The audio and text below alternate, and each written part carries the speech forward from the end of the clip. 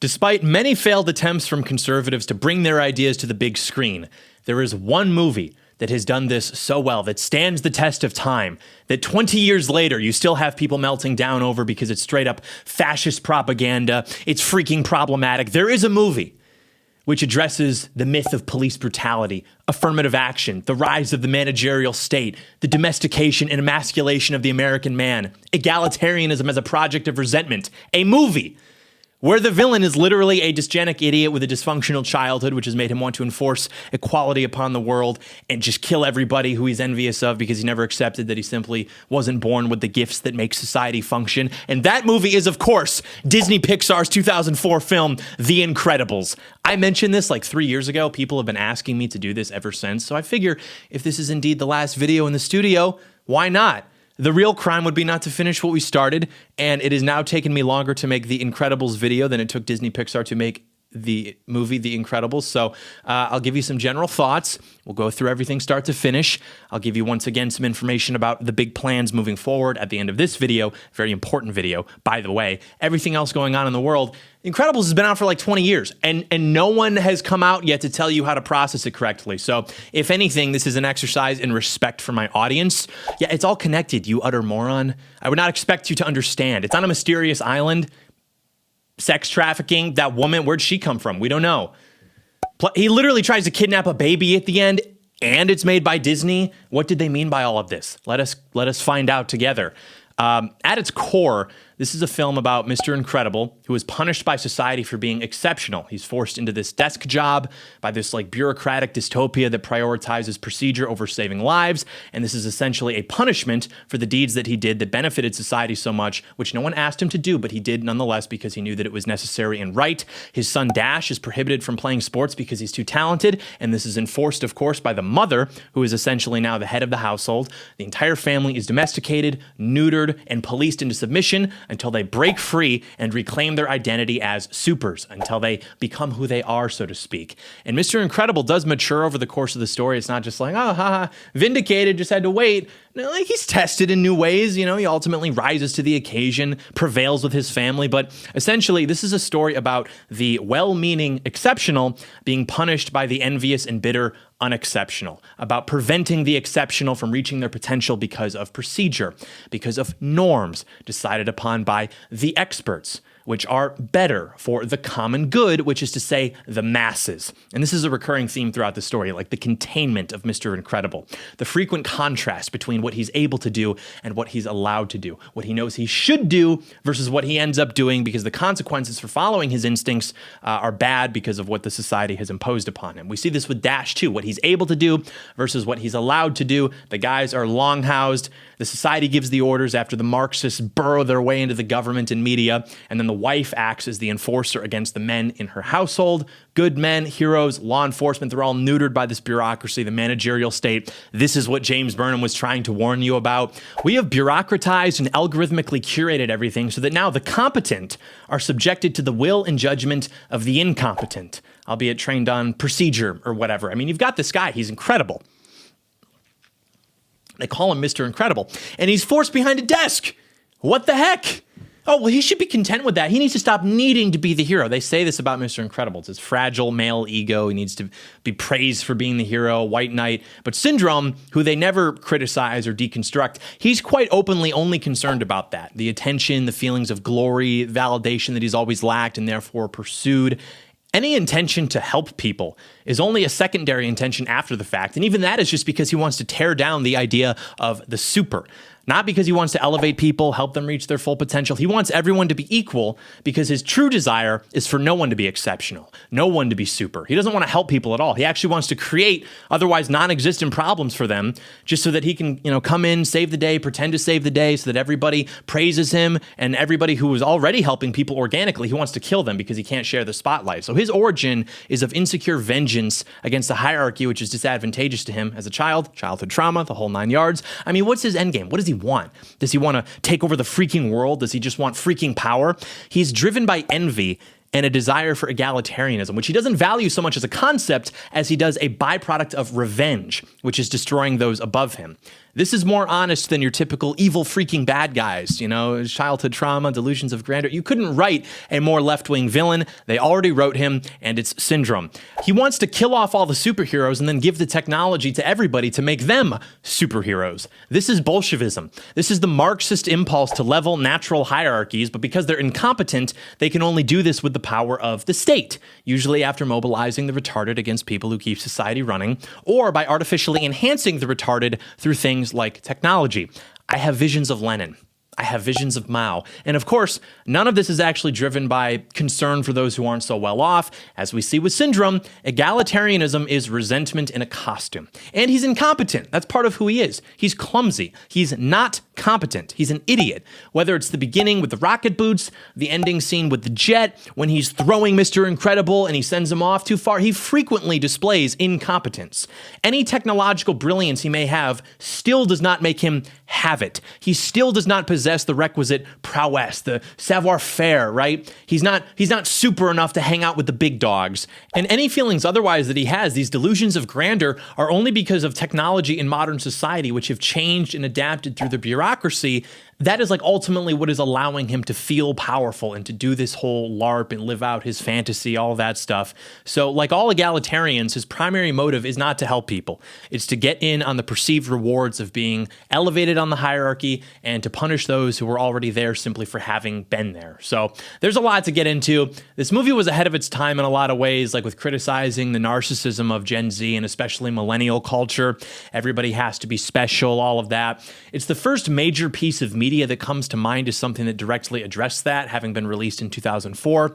Now, that being said, those trends were already well underway. They were invented by the baby boomers and probably came to a head with millennials. I mean, who was giving the participation trophies to the millennials? It's not like they drove there in their cars to pick them up with money.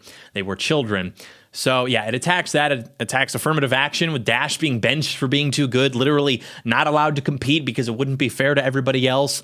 The feminization or domestication of men, Mr. Incredible being systematically and as a matter of policy reduced to this cog behind a desk. Of course, managerialism and bureaucracy, the soulless insurance job, the boss's passive-aggressive monologue about procedures and corporations, the societal betrayal of law enforcement and heroes with the public lawsuits, the media frenzy, the relocation, degenerate elite overreach, Syndrome's mysterious island, possible human trafficking, ties to international finance, real by the way. Even the family dynamics reinforce like traditional roles. I mean, Mr. Incredible's return to form restores passion to his marriage, order to his household, the montage of his personal renaissance, earning more, spending more time with his family, getting fit, doing housework. It's not a rejection of heroism for family, but a demonstration of how male fulfillment fuels stability everywhere throughout a man's life. The powers that the Incredibles have are accurate to their roles within the family. Like, of course, the dad would be strong, the mom would be flexible, the young boy would be fast, the teenage girl would have force fields because she's sad. So everything considered, this is unironically one of the most explicitly right-wing films in the last few decades. We've talked about why conservatives can't make culture, so I won't repeat the reasons for that here.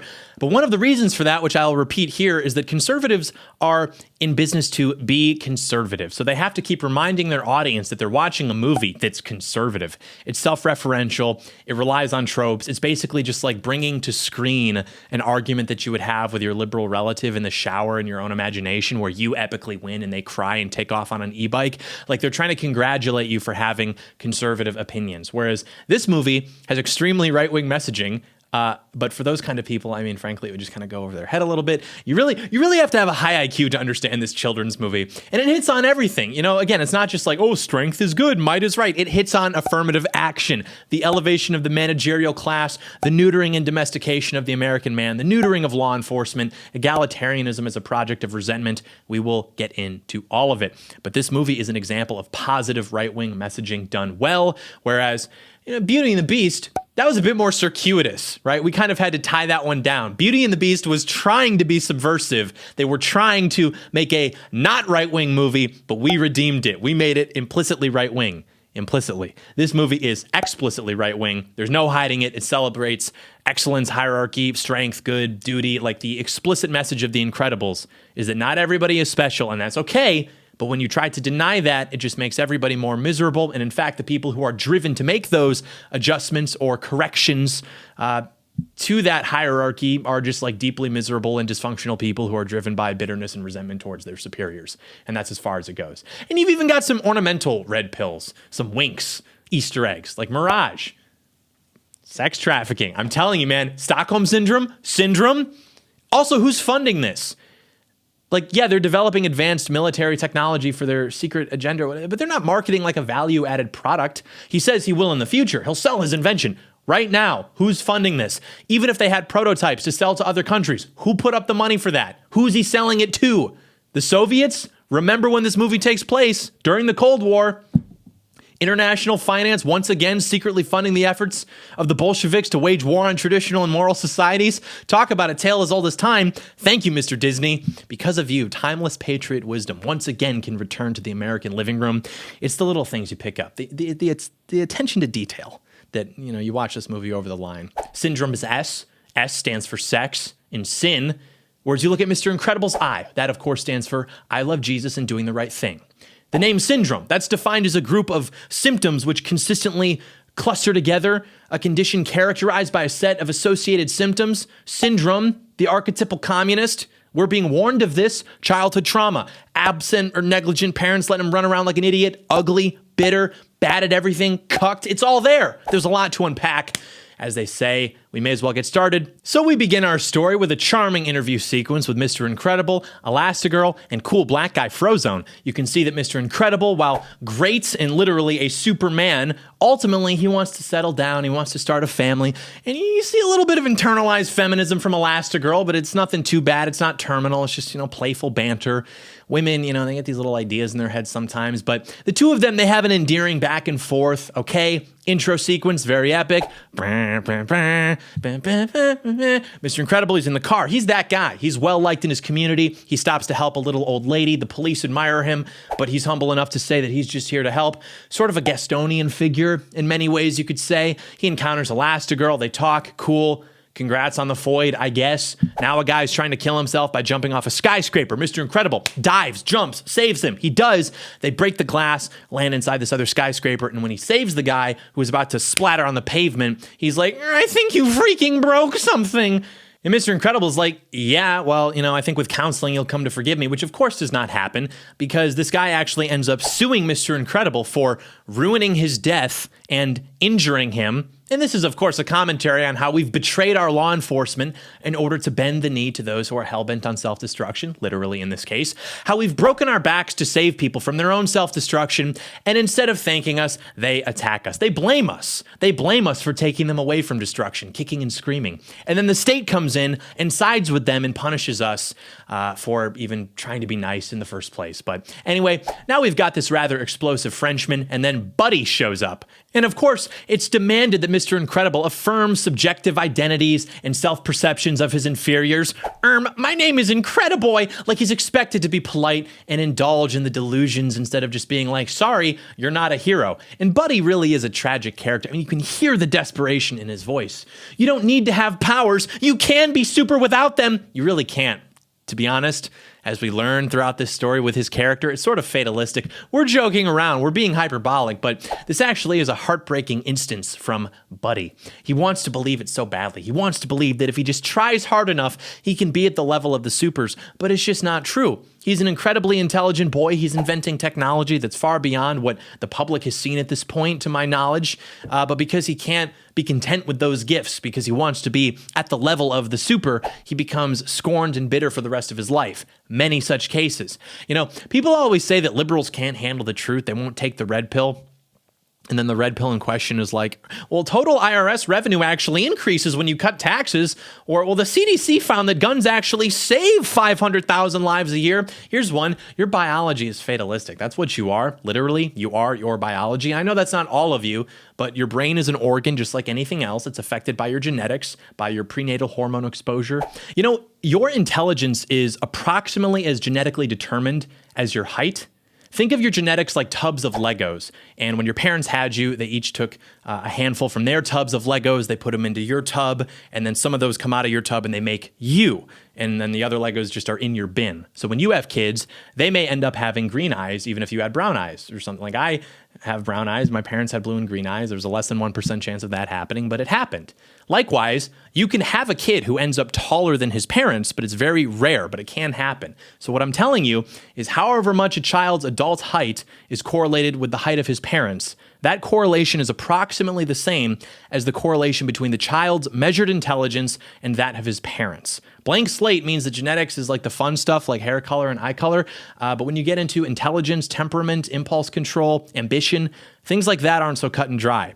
You know, you can't just change all those things about yourself by making choices. Okay, well, what if the thought to even like make those choices occurs differently in some people and maybe not so much in other people? Like, what if the impulse to seek self-improvement is itself something that's genetic, rather to live in squalor? Little off trail for our Disney movie. I'm just saying, you know, it does relate to the story. I certainly think that you can do things to improve yourself or to harm yourself, but whatever your range for that is determined by your genetics. Put it this way, recent example, Ozzy Osbourne spent 40 years high on hard drugs and he made it to 76, which is above average for male life expectancy, and he was obviously creatively brilliant as well. So yeah, you know, we can tell ourselves otherwise. You can be whatever you want to be. It's very comforting to people, whereas the idea that your range, so to speak, was established at birth without your consent, that's terrifying. That can even be depressing. So anyways, Buddy ends up trying to help by going to get the police, not realizing that Bon Voyage has clipped a bomb to him, his trademark. It's a two-part name. One part bomb, one part voyage. You know, bomb, but then also like, have a good trip, bye. So when you go to leave, I mean, like, what did you expect to happen? It's in the name. So now Mr. Incredible has to, you know, let the Frenchman go to go get the bomb off Buddy. It ends up causing a train track to blow up. Mr. Incredible has to save the train from crashing, which causes more lawsuits from injured passengers complaining that their lives were saved. But this is something that's central to Buddy's character. It's not just that he's not super. He's incompetent. He may be smart on paper or at the workbench, but at his core, as we see throughout the movie, he is not competent. He is clumsy, he's careless, and resultantly, he cannot keep up with the naturally gifted. And he spends his entire life seeking revenge for that and trying to LARP it with technology and false flags to live it down. So they're talking to cops now. The cops are like, French guy got away. Mr. Incredible's like, yeah, Skippy made sure of that. Incrediboy! Notice how he's very insistent upon people referring to him in ways that validate his self-perceived identity. What does this mean? Had he not succumbed to the jet in the third act, would Syndrome have trooned out? It would be a crime to not explore this together for 75 minutes at a later point. So Mr. Incredible says, make sure his mom knows what he's been doing. Mom? We've already established that the two are relatively familiar with each other. Does Mr. Incredible know that Buddy's dad is absent? Why else would he direct the officers to tell Buddy's mom, especially given the more, we'll say, traditional attitudes towards male-female dynamics that Mr. Incredible has already displayed?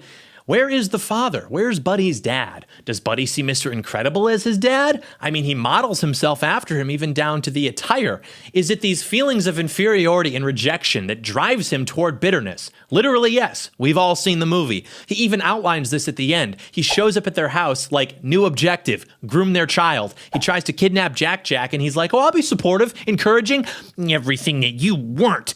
You're literally just some guy. Like, what did Mr. Incredible owe you? He's been nice. He stood for photos, signed every piece of paper you pushed at him. Now you're in his kitchen, lashing out at parents, carrying your trauma, passing it on to innocent children. Where have we seen this before? I ask again. Anyway, plot twist. So Mr. Incredible's actually on his way to a wedding. He's marrying Elastigirl. Ooh, congrats on the foid. So they're at the altar, and she's like, you have to be more than Mr. Incredible, right? And he's like, I do. And this sets up the whole conflict of the story. I work alone. That's one of his sayings. He works alone. He lives on his own terms. And that worked out for quite some time. You could do that back in the day. You can work alone. You can operate as an individual when you're in a society that doesn't punish excellence, but rather that venerates it and strives for it. But what about when you're in a society that persecutes it? All of a sudden, it's not so viable to work alone, so to speak. You kind of have to stick together. So the world around them has changed. Can they adjust to that? That's the question. Can they rise to the occasion? Can he be more? You've got the world of merit and individual greatness represented by the Parr family. And as an outgrowth of that, we see when he's introduced to a new environment, this like artificial stale environment, he displays this extreme dissatisfaction with like mundane suburban life and his job, where he's punished for helping people. Sidebar, this is a very real problem in American society, which we've talked about before. The trad right does not understand this. They don't understand the problem as well as even this movie does. They would say that Mr. Incredible needs to man up and be content with his cubicle and helping around the house and changing diapers, because that's based. And if he's not, it's a him problem because of his fragile male ego. But as we see later, he does all these things just fine when he's allowed to live as he was meant to do and reach for his higher calling. It's only when that's taken from him by the suits that he checks out of his life as a whole. That state is not actually more than Mr. Incredible. That is not a step up. That's not more incredible. It's actually very average for a lifestyle in America, especially during this time period. I'm not anti-family. I'm not saying that families aren't important or that they shouldn't be prioritized. I'm saying that it is fundamentally a female idea that a man's ultimate calling is to fit her definition of being a good husband or a good dad, when in reality, it's impossible for a man to even do those roles properly if he's not reaching his full potential, because his family won't respect him, especially his kids. The most excited we see Dash is when his dad is allowed to acknowledge the fact that he's Mr. Incredible, and his son is likewise incredible in natural ability. The kids aren't happy when dad's in a cage. Nobody is. That's all I'm saying. A lot of men fall for this trap, and then their families end up not respecting them. Their kids have no strong example to follow. And so they default to the example set by society, and we all know what that looks like. And then their wives feel generally less like attracted to them. They cheat on them, divorce them, whatever. And then they're scratching their heads like, oh, why did this happen? Well, I ignored my instincts and I did everything that society said I was supposed to do. Yeah, it's selected against you. You lost. Men don't do well when they feel like they left their potential on the table. Okay, you need to achieve a balance, which is difficult, but anything worth doing is going to be difficult. Anything that brings fulfillment is going to be difficult.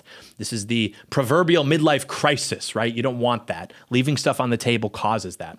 And Syndrome, of course, has a role in this, even though we don't learn anything about it in this sequence, but his arc as a resentful mediocrity who wants to destroy the concept of heroism itself by selling like fake powers to everyone, because when everyone's super, no one will be.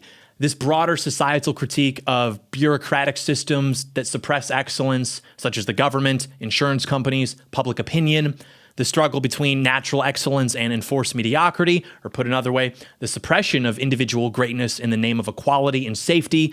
That world of resentment, mediocrity, flattened hierarchies, that is represented by Syndrome as like the ultimate form or maybe avatar of the society that sued its heroes out of existence, the essence of it. He identifies himself quite pretentiously as Mr. Incredible's nemesis, his arch enemy, the ultimate antagonist. And in many ways, that's true.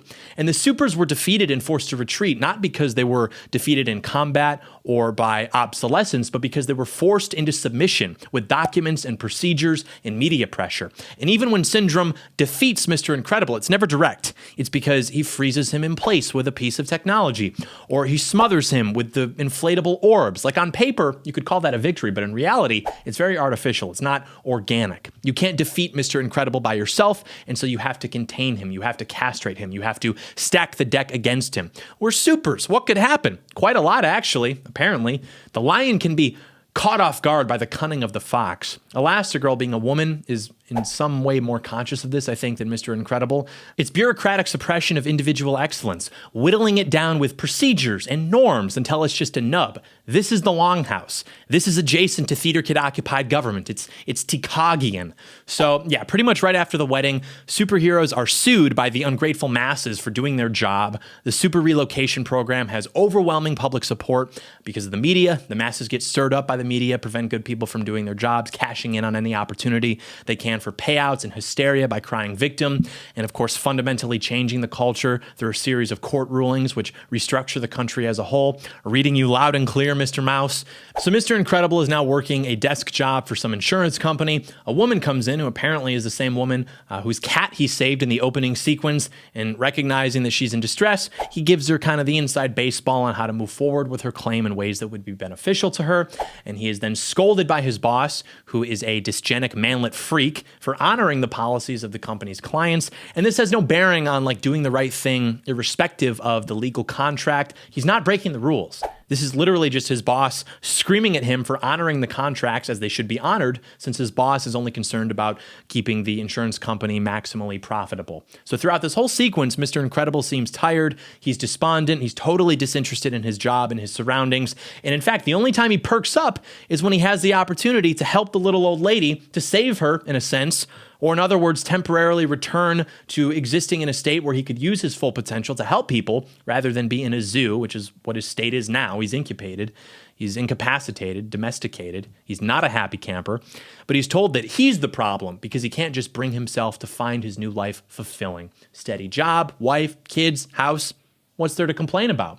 And for the lower orders of the spirit, I'm sure that's a great life. But Mr. Incredible, being Mr. Incredible, needs to reach higher, and he's being prevented from doing so by society for the good of the people, as defined by media, lawyers. Oh, they're saving people, and it's terrible. This unelected, unaccountable bureaucracy and so on, these anonymous suits. So they put the chains on him. And there's a lot of anchor points for the chains. So now Mrs. Parr has to go into school because Dash is in the principal's office for allegedly putting a tack on the teacher's chair. They caught him on tape, yet he's so fast it didn't even matter. Yet another example of young white male excellence being punished in a classroom setting. So many tales as old as time in this movie. But specifically, it's because Dash has no outlet because he's not allowed to have one. And young men like Dash will typically only display bad behaviors if they have no positive outlet, or like in this case, they specifically are not allowed to have one. And the mom keeps telling him, you're getting in trouble. You need to find a more constructive outlet. And Dash is like, maybe you should let me go out for sports. And it's clear that they've had this argument already 100 times. She says she will not allow it. And her arguments aren't even good. Oh, you're a very competitive boy and a bit of a show off.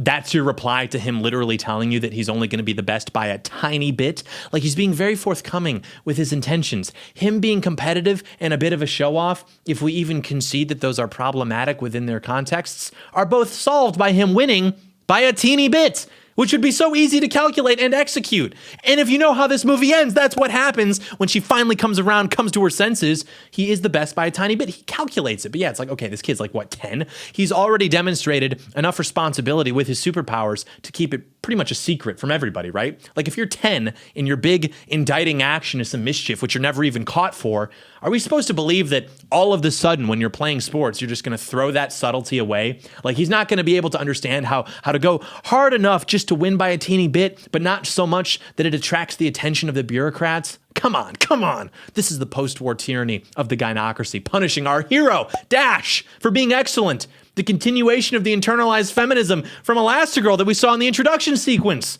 And this scene is actually the conflict of the entire movie. Excellence versus mediocrity, destiny versus neutering, conquest versus impotence, hierarchy versus equality, glory versus domestication. So Dash scolds his mom for always repeating the basic parental talking points about always doing your best, but she doesn't really mean it. She says, right now, the world just wants us to fit in. He says, but Dad always says that our powers are special and that they're nothing to be ashamed of. And she rolls her eyes and says, everyone's special, Dash. And Dash is like, which is another way of saying no one is, literally real. People have different quirks and eccentricities, but truly being special is rare. Our lot in life is somewhat fatalistic, despite the parenting 101 talking points and the feel-good public school assemblies. I don't know if I have it in me to bring up Schopenhauer in a discussion about Disney-Pixar's 2004 family action comedy classic, The Incredibles, but I will say there's some truth behind the idea that while man is the only creature who can lay claim to possessing individual character as opposed to just like the generic character of his species, like everything on the planet, cows, blue jays, raccoons, whatever, there's still a respective commonality of mankind, which allows you to pretty much predict what most people's words and actions are going to be in any given situation. They are of the common character of mankind, so to speak. And this isn't even about like abilities necessarily, like what Dash is talking about. This is just not being an NPC, which is frankly what most people are. And so given that it's true, to claim that everyone's special, it's just another way of saying that nobody actually is special, because by definition, being special means that you're multiple sigmas above the rest in some way, several standard deviations above the rest in some way from the mean. And this even foreshadows Syndrome's monologue later when he says that he's going to sell his technology so that everyone can LARP, because if everybody's super, then no one will be. Again, this is true. Exceptionality is by definition being an exception to the mean, to the average. Syndrome knows that this is true, and he wants to make it so that everyone's equal because he's resentful and he's not special. Dash knows it's true, and he wants to prevent that from controlling him and limiting his potential because he is truly special. So everyone's seeing the same thing. Everyone knows it's true. It's just a matter of what you want to do next. Do you want to embrace exceptionality or completely destroy it? So now we're picking up Violet from school. She has a crush on some boy named Tony. Mr. Incredible is now stuck in traffic in his car that is comically ill-proportioned to his body. He slips on a skateboard in the driveway, catches his fall by grabbing the roof of the car, which dents it. He's upset. The door's not going to close now. He slams it shut in frustration, breaks the window, so he gets angry and he lifts the car above his head. And then this little boy on a tricycle sees him do this and he's just like in awe at the sight of it. And the thing is, when men are contained, they will become destructive. Not all men who are destructive are that way because they're being contained, and not all men who are contained are going to become destructive. Many of them are perfectly happy to be contained, actually. Aristotle talks about this. But when a man's potential is artificially limited by his environment, he will become destructive at worst, despondent and depressed at best, which is how we've seen Mr. Incredible for the entire movie so far, except for when he's able to help somebody in any capacity, just like Dash. And this is actually a good example, I think, of the differences between how men and women experience depression. Women experience depression more immediately, which is to say that, like, regardless of their long-term situation, if something bad happens to them, they can become depressed about that. Men experience depression when they feel defeated. Like, you can throw a guy in a cage, but if he thinks he can figure out how to get the dog to come over and give him the key, he's not going to be depressed. Depression is less an emotion and more like a state of being. Women can get sad about something and think they're depressed, and maybe they are, but with men, depression is a result of feeling like you have no control over your circumstances, like you're in a cage and there's no way out of it. That's why women attempt suicide more often. Something seems like a big deal and meh. But they don't really take it that seriously. Whereas men are like, okay, yeah, there's no way out of this one. I'm done. And then they just, paint the wall at their back. So all of which to say Mr. Incredible is obviously depressed precisely because he understands that he's been put into a cage. So now we're at family dinner. Mr. Incredible still looks depressed. That's just his state of being now. Mrs. Incredible is having a blast because she's taking care of a baby. Many such cases. Mr. Incredible is reading the paper. He's asked to help Dash cut his steak. He starts cutting, and then the mom starts telling him about how Dash was in the principal's office today, and Dash is like, it's not a big deal. Nobody even saw me. You could barely even see it on the tape. Mr. Incredible gets excited. He's like, they got you on tape and you still got away? How fast do you think you were going? We're not encouraging this. No, I'm not encouraging it. I just want to know. He accidentally cuts through the plate. Reality comes rushing back. He's despondent again. But any opportunity to witness excellence is exciting. We haven't seen at this point Mr. Incredible nor Dash this happy. And Dash's face when he sees how excited his dad is, hearing about how fast he's running, it's actually the happiest we've seen any character at this point. So now Mrs. Parr is asking Violet about her day. She's depressed for literally no reason. All she can think about is this guy named Tony, and it just goes to show, even when women are given power, they're still less concerned about using it for good and for glory. They're more just concerned about men, frankly. So Dash does a little bit of trolling and makes a comment about Tony and Meatloaf, Tony in meatloaf form. It's hilarious because Violet's refusing to eat for no reason like an animal with rabies, and so he says this, and Violet loses control of her emotions like an insane person and viciously attacks her little brother from across the table over some boy who apparently doesn't even know that she exists. Dash is over here in a cage because he's being prevented from using his powers for good, for glory, for excellence. She's over here like, I'm going to be sad about a boy and then use my powers to disappear so he can't even see me, so I can just be more sad about it. Also, why does Dash know this about his sister? Oh, because he wants to torment her. Really? Maybe he's just, legitimately interested in her life? Her parents don't even seem to know this, but Dash does. And he does a little bit of troll. Who among us? Birds fly. But does Violet express any interest or knowledge to what's going on in Dash's life, her little brother? No, she attacks her brother to punish him for taking interest in her life, basically. She gets it from her mother. They always do. Boys use their powers for good. Girls use their power to domesticate the boys. Many such cases. Now, the newspaper is saying that Gazerbeam, longtime advocate of superhero rights, has gone missing. Mr. Incredible comes in to break up the fight, which Violet started. Doorbell rings. Ding dong. It's Frozone. He's cool and black. They leave for bowling night, quote unquote. Mrs. Parr is irritated by this, probably because her husband is once again excited to be alive. Literally a recurring theme at this point, the complicity of women. even their assistance in the neutering of the American man. So they leave. Mrs. Parr immediately pivots back to Dash's visit to the principal's office, assuring him that it's going to be discussed later. Dash says that he's not the only one to ever be sent to the principal's office. Mrs. Parr says it's different because he has superpowers. It's perfectly normal. Violet cuts her off. What do you know about normal? I'm Violet. We act normal. I want to be normal. The only normal one is Jack Jack. Violet is literally complaining about her gifts. She is further demonstrating that she is not worthy of them. She is disrespecting her family and its legacy, the glory days. Because what, society's putting pressure on them? Society wants us to fit in, and that's like convinced her that the problem is really the men in her family, and so she's frustrated with them, that they won't submit, they won't follow the rules, they won't color in between the lines instead of society for being disoriented. Right. So now they're listening to the police scanner talking about villain encounters. I bet he's out there cheating on me. Meanwhile, literally me and the boys protecting and serving the community. There's actually an implied subplot of an affair throughout this whole movie, which you probably didn't catch when you were a kid. But no, we're just making sure that the bad guys lose, honey. So Mr. Incredible hears about a robbery. He excitedly asks Frozone if he wants to catch a robber. Frozone says he actually would rather go bowling. What are we doing here, Bob? We're protecting people. Nobody asked us. You needed an invitation? I'd like one, yeah. Frozone talks about how he doesn't see anyone from the old days, how he doesn't want to keep doing this stuff because it's not good. There's a call about a fire close by. Bob is elated. They drive to it, but Frozone is reluctant because he's scared of being caught by police and whether something is in it for him. Whereas Bob, he's above the law. He's only bound by what is right, doing the right thing because it's the right thing to do. And the criticism of Mr. Incredible or any hero figure from the left is the toxic masculine ego can't let go of the glory days when he was actually fulfilling his potential, as if that's a disorder on his part.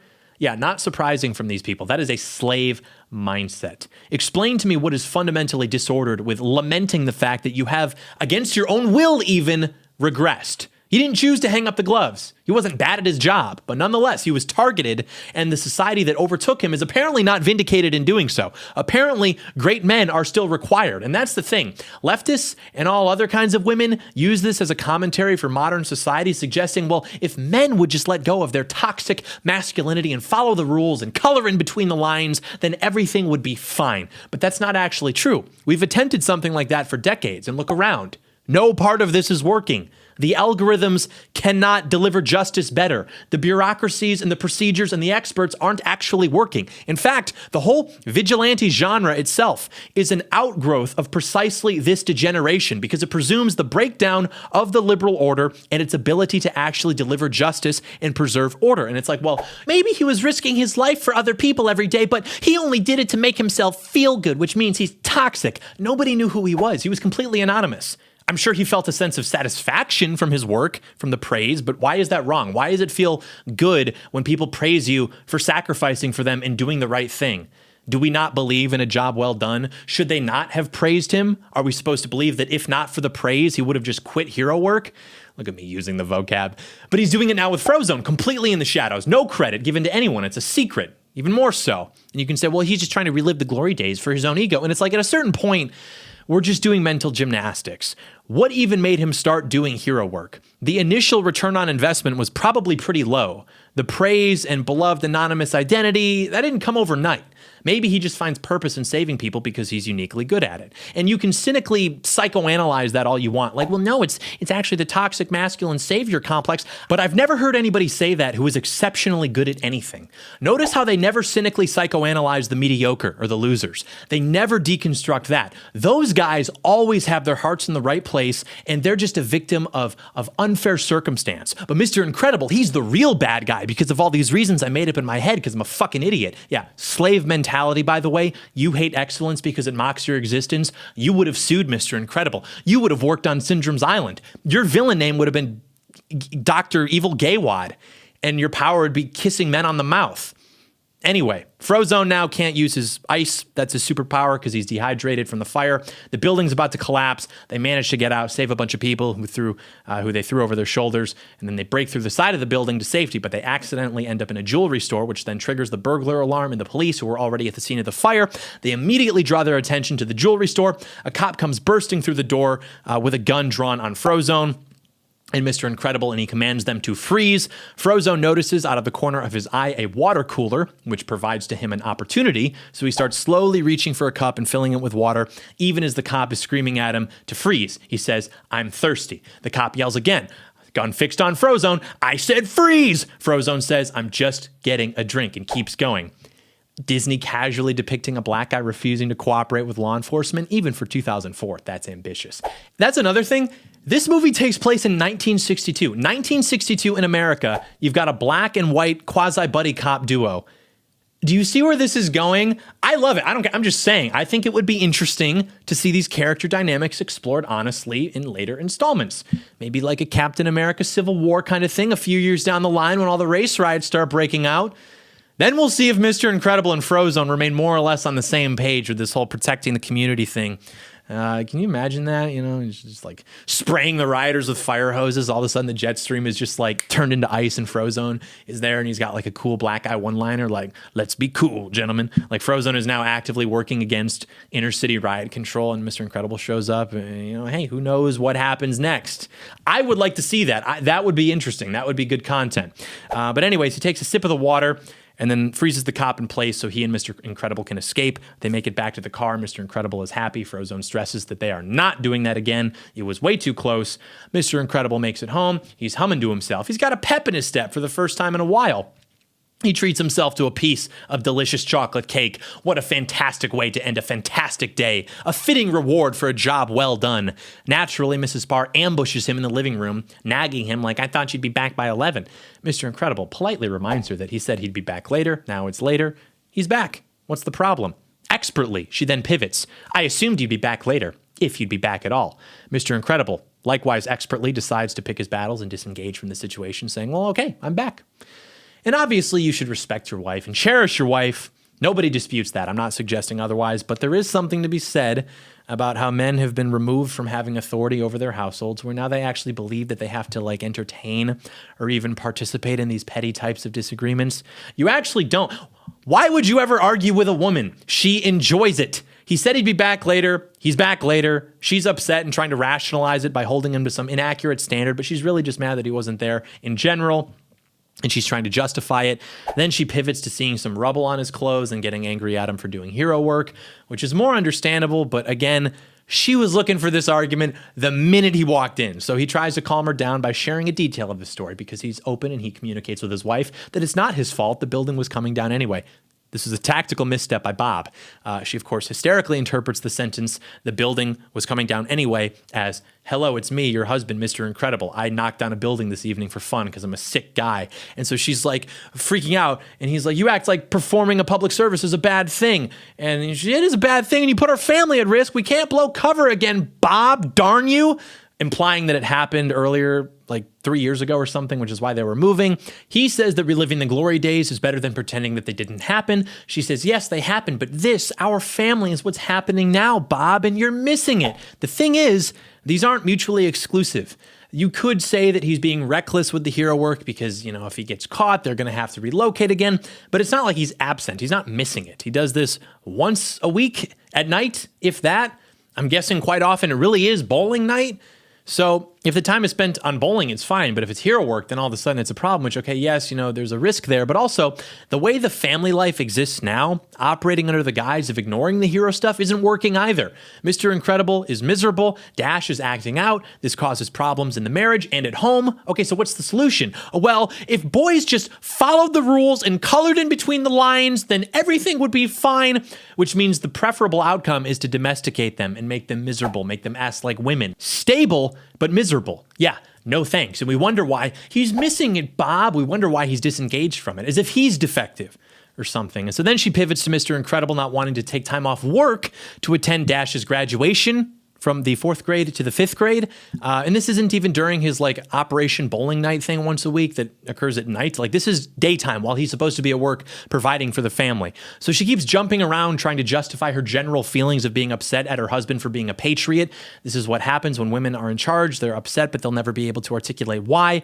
It's a ceremony. It's psychotic. True, by the way. And when I was writing notes for this video, I was like extrapolating and inferring to maybe make it more interesting. But then like 2 minutes later, Mr. Incredible Incredible would start making points that I was pretending he was making, like verbatim, and then he would take it even further. Like I'd be like, LOL, what if Mr. Incredible said that they're trying to elevate the mediocre over the exceptional? And I'd hit play and he's like, they keep inventing ways to celebrate mediocrity and punish the exceptional. I was like, whoa, you know? So now she's like, it's not about you, Bob. It's about Dash. He says, if it's about Dash, let him compete in sports. She says no, but doesn't elaborate, and not even in the cool way. So then he says, he, implying their son Dash is the subject of the sentence, would be great. So she replies, it's not about you, Mr. Incredible. And this makes sense to her. So then the kids get caught listening to the argument. Everything's fine. Everyone's a team. Come on, everyone, let's go to bed. But Mrs. Parr can't help but get the last word in by saying, as a matter of fact, we should all be in bed. Then she brushes Mr. Incredible's hand off her shoulder. Wow, so epic, girl boss, freaking so sick. I can't wait until I see this on Reddit. Next day, cubicle, called in the boss's office. Starts passive-aggressively lecturing him like a child with very feminine vocal inflection patterns. I'm not happy, Bob, because Mr. Incredible hasn't been getting complaints or anything, but actually the opposite. The clients have been happy. They've been able to successfully receive benefits on claims that they file with the company. And he complains that they're penetrating the bureaucracy. Okay, so the villains didn't go away when we replaced the heroes with the bureaucracy. They just took control of the bureaucracy and use it to punish the heroes and maintain their power and still target innocent people, but now the heroes are prevented from stopping them. Okay, got it. So Mr. Incredible asks, did I do something illegal? Boss growls and says no. Are you saying we shouldn't help our customers? The law requires that I say no, the boss laments. We're supposed to help people. We're supposed to help our people, Bob, starting with our stockholders. The boss continues this passive-aggressive monologue about how the company should function, while Mr. Incredible noticeably loses interest because he's probably heard this 100 times already. Another subtle theme in this film, the antagonists using their unnatural power over people to monologue to them, to tell them what they think, whereas no one would naturally care ever what these people think because they're incompetent and dysgenic. So when they've leveraged components of society to their advantage, they sort of get like a sick pleasure now from forcing the people who are now beneath them to listen to them go on and on and on as if anything they say about anything actually matters, which it doesn't. So Mr. Incredible notices that a man's being mugged outside in an alley, so he turns his attention to that. The boss literally grabs his chin. It's like, look at me when I'm talking to you, Bob. He's like, that man out there, he needs help. And the boss is like, don't change the subject. He's getting mugged. Well, let's hope that we don't cover him. Mr. Incredible gets up. I'll be right back. The boss is like, stop right now or you're fired. Mr. Incredible stops. The boss gets this really perverted grin on his face. Get over here now. Starts pointing at the floor, tapping his foot all weird. So Mr. Incredible walks over. Boss continues his monologue. Mr. Incredible notices the mugger looting the body of the guy before jogging off. He's like, he got away. Good thing, too. You were this close to losing your job. Grabs him by the throat, throws him through several walls. Now, the boss guy, much like Syndrome, and as a sort of secondary antagonist, illegitimately has power over Mr. Incredible. He can only have that because of the way modern society is structured. The boss, due to the bureaucracy. Syndrome, due to technology. Both of these are in some sense or another artificial. And when push comes to shove, both of these guys crumble. So Mr. Incredible immediately realizes that he made a little bit of a mistake. Doesn't mean that what he did was necessarily wrong, but there's something to be said about like knowing you're operating in an unfavorable environment, being more or less conquered or contained by your enemy, how that does necessitate a little bit of a higher level strategic calculation assessment on your part when you're in conditions that are not favorable to you. So the boss guy, he's now in a full body cast. Suit guy with a briefcase representing the bureaucracy comes out. Mr. Incredible is like, oh man, I messed that one up, didn't I? And so I'm just going to play the clip because otherwise I would just keep quoting back and forth and the movie can do that. So, okay, go. How is he? He'll live. I'm fired, aren't I? Oh, you think? What can I say, Rick? Nothing you haven't said before. Someone was in trouble. Someone's always in trouble. I had to do something. Yeah. Every time you say those words, it means a month and a half of trouble for me, Bob. It means hundreds of thousands of taxpayers' dollars. I know. We gotta pay to keep the company quiet. We gotta pay damages, erase memories, relocate your family. Every time it gets harder. Money, money, money, money, money. We can't keep doing this, Bob. We appreciate what you did in the old days, but those days are over. From now on, you're on your own. Listen, Bob. Maybe I could relocate you, for old time's sake. No, I can't do that to my family again. Everyone just got settled out. I'll make it work. Thanks. Take care of yourself. So even though he messed up, and he's fired now. I mean, he's trying to fix the situation as best he can. He's not immediately looking to relocate his family. He knows he messed up. He's acknowledging that. He doesn't want to disrupt things again for his family. He's prioritizing what is best for his family, even though, yes, he lost his temper. He made a mistake that's going to make his life in the near future significantly more difficult, more stressful.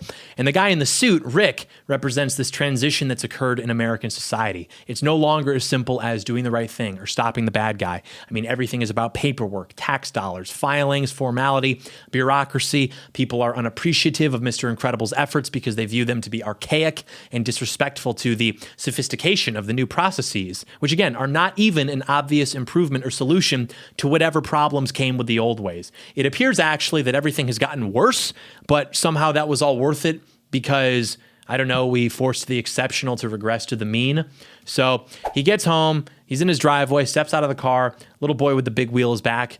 Mr. Incredible snaps at him. Well, what are you waiting for? Little boy responds defensively. I don't know, something amazing, I guess. He's like, me too, kid.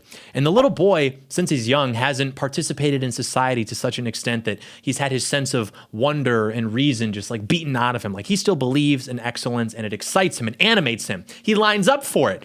Mr. Incredible, however, has been neutered by society. He's contained by it. Both he and the little boy want to return to something amazing, something better. So Mr. Incredible goes into his office, which is filled and decorated with memorabilia from the glory days. He empties the contents of his briefcase. He notices a tablet that he's never seen before, and it identifies him as Mr. Incredible, begins to play this like pre-recorded message. A woman appears on the screen who tells Mr. Incredible that she's working with a top secret government organization that is developing highly classified military technology, and they need Mr. Incredible for a special assignment. As the message is playing, Elastigirl is yelling at Mr. Incredible from outside the office. Is someone in there, honey? Dinner's ready, Bob. Mr. Incredible's saying, just a second, it's the TV, I'm trying to watch. He's like scrambling to take down notes from the message. It tells him, the supers aren't gone, Mr. Incredible. You're still here. You can still do great things. And he's told he has 24 hours to respond by calling the number on the card they gave him. So he sits back in his chair and gazes at his wall of newspaper clippings, magazine covers, awards, photographs, all of the highlights of his hero work. And once again, he has the happiest and most optimistic expression on his face that we've seen so far. Headlines about him saving hundreds of people, drawings that children who he presumably saved have sent to him. It's all there. So the message does indeed self-destruct, which sets off the smoke alarm, resultantly triggers the fire sprinklers, which soak everything in the house. So as he's drying the books and all that other stuff on the counter with a hairdryer, Mrs. Parr, that's the only identity she wants right now, apparently. That's fine, I guess. Mrs. Parr comes up to him, says, you're one distracted guy. I just want you to know how much I appreciate you sticking to your job that you hate for the good of the family. It's the head pats. Many such cases. These guys give up on themselves to meet the demands of their wives, and they convince themselves that the head pats are worth it. You're doing the right thing. Good boy. And again, is this good, though? Is this the right thing? Dash is getting in trouble at school. Violet's depressed and has an attitude. Mr. Incredible's frustrated because he has no outlet. Dash has no outlet. He lost his job. Mrs. Parr thinks things are under control, however, because her personal sense of anxiety about the idea of consequences from society are at least being quelled for the time being because she's complicit. She's doing what society says they're supposed to be doing. She's enforcing it. Her husband's a eunuch. And she'll become much more attracted to him once he resumes his proper role. And this is what happens when men aren't the heads of their households. So anyway, he starts to hint to her that something may have happened with his job, but when she starts to get all frustrated about it, and you know how she gets, he pivots and says, well, actually, he's been invited to a conference for work. And she says, this is good. This is a step in the right direction. And he says that he agrees. They're finally recognizing your talents. You're moving up. He's like, yeah, so true. So he calls the number. He says he's in. Next thing we know, Mr. Incredible's on a secret jet in his old uniform being debriefed on the mission and its details. He's told that he has to disable a rogue robot without completely destroying it. So he's launched out of the plane and onto the island where he searches for the robot, finds it, they fight. It's obvious that Mr. Incredible's a little rusty. It gets pretty close there, but Mr. Incredible ultimately prevails and defeats the robot by outsmarting it and making it destroy itself. You could probably find something in there about, the contrast between generations of warfare, direct troop combat versus technological warfare, man versus machine, etc. Like you probably could. I'm not going to do it, but It's there for you. So now we see the woman from earlier, Mirage. She's watching the surveillance of this encounter with some mysterious guy who says that Mr. Incredible's performance is surprising and he'll have to be brought back. He tells her to invite him to dinner. They have dinner in a room by some lava. Mr. Incredible wonders why the host isn't dining with them, and she tells him that he likes to maintain a private lifestyle, and the reason that the base is on a volcanic island is because the host is attracted to power. Which makes sense because, as we know, he is deeply insecure, and so he lusts for power for its own sake. She asks Mr. Incredible how everything is. He says it's great. Then we cut to a very, very important montage sequence, probably the most telling sequence in the entire film. Mr. Incredible's flying back and forth on these trips. He's kissing his wife. He's kissing Violet. He's playing RC cars with Dash. He's kissing Jack. Everybody's getting kisses. Everybody's as happy as can be. He gets a cool new car, but guess what? He gets a cool new car for the wife, too. There's literally like 7 different shots that you maybe missed as a kid, implying that they're just constantly going at it now. They've rediscovered the romance in their marriage. He's feeding Jack, making the funny faces that he got annoyed with earlier when the wife was making them. Jack is loving it. He's playing catch with Dash, throwing the football like 2 miles. Dash sprints off into the distance, catches it, brings it right back, jumping into Mr. Incredible's arms. Upon the return, Mr. Incredible starts working out. He's pulling entire freight trains. He's reading. He's helping around the house. He's benching a locomotive for reps. He ends up cutting like 15 inches off his waistline, give or take, and then the montage ends with a look of satisfaction on the face of Mr. Incredible. The reason this is so important is because this is the whole conflict of the film, and the criticism from all the leftists and women, trying to rationalize their dislike for Mr. Incredible for simply being incredible by pretending, well, they're really concerned about the well-being of the traditional white nuclear household. And it's like, I don't know if I'd buy that for $1. Okay. So the whole thing is he's going to have to learn to be more than Mr. Incredible, which up until now has been defined as leaving Mr. Incredible behind to pursue a desk job. But what we learn is that Mrs. Parr was right, just not in the way she thought, because when Mr. Incredible is allowed to really be Mr. Incredible, he easily becomes more. He's bringing in more money, he's spending more time with his wife, with each of his kids, he's helping around the house, he's getting in shape. We have never seen the Parr family happier and healthier than they are when Mr. Incredible is simply allowed to become who he is. He's not receiving any public praise for it. It's a totally secret operation. Almost like it wasn't about the praise. Oh, well, he's just doing it to feed his ego. You could say that about literally anything. Oh, you have a job? Why? Because your ego won't let you just be content doing nothing all day? You sound insecure. You need therapy. You need MDMA. These people are obviously projecting. You think Mr. Incredible is insecure? He's literally Mr. Incredible. And yet, you can raise concerns about the fact that he's keeping it from his wife, about the fact that he's putting his life in danger or whatever. Everybody seems to be better off for it, okay? If it weren't for this, he'd be doing the weekly police scanner routine. And you can say, well, he shouldn't be doing any of it. In an ideal world, yeah, but you're asking a fish not to swim. At a certain point, we're just arguing over whether a man should be the head of his household and have the responsibility of managing these things. He's chosen this, okay? So the question becomes, will this be sustainable? Can he keep this up? Will it come crashing down? Those are the decisions that rest on the shoulders of the head of the household. Let's find out what happens. Okay, continuing. So he realizes there's a tear in his suit, and so he goes to see his old friend and business partner, Edna, who's a very successful fashion designer who did work with all the supers during the glory days to design their suits. And even Edna, she's reminiscing about the work she used to do for the heroes, about the glory days. And Mr. Incredible seems less capable than her of adjusting to life outside of hero work, likely because it's been difficult for him to find a way to channel his gifts into something productive, whereas Edna is a wildly successful fashion designer person, even when she's not designing suits for the supers. We're not sure what Frozone does, but he lives in a nice apartment downtown, so we can assume he's somewhat successful. His ability to make moisture in the air into snow or ice, that's not is immediately componental to his overall being as with Mr. Incredible. I mean, the guy's 6'7", 350 pounds. He's built like a grizzly bear. So Mr. Incredible just says that he wants his old suit fixed. Edna seems endeared by this idea that he's still doing hero work. She gets excited about the idea of designing a new suit for him. They talk about a bunch of different supers who died because of capes. And Mr. Incredible's just listing off all these cool supers who had capes. He's not just in the field. He's a fan too. He's a connoisseur. Yeah, me, when I have a big ego, I'm just going to read off lists of everybody in my field who I think is awesome and really great. So she says no capes, that dream is dead. He insists that he just needs a patch job. She seems to reluctantly comply, and then she goes off to work on it, but also says that she's going to make him a new suit too. Now Mrs. Parr is doing laundry, and she finds a blonde hair on Mr. Incredible's suit because he has blonde hair. And then the landline rings and Mr. Incredible yells that he's got it, but Mrs. Parr, because she's not a trusting person, secretly picks up the phone and hears a female voice ask, "How soon can you get here?" Which could mean anything. And he says, "I'll leave tomorrow." And so he hangs up, and then she confronts Mr. Incredible after, asking, "Who is that, honey? The office?" He's like, "Yeah, it's just another conference. It's last minute." This is the first part of that suspected affair subplot.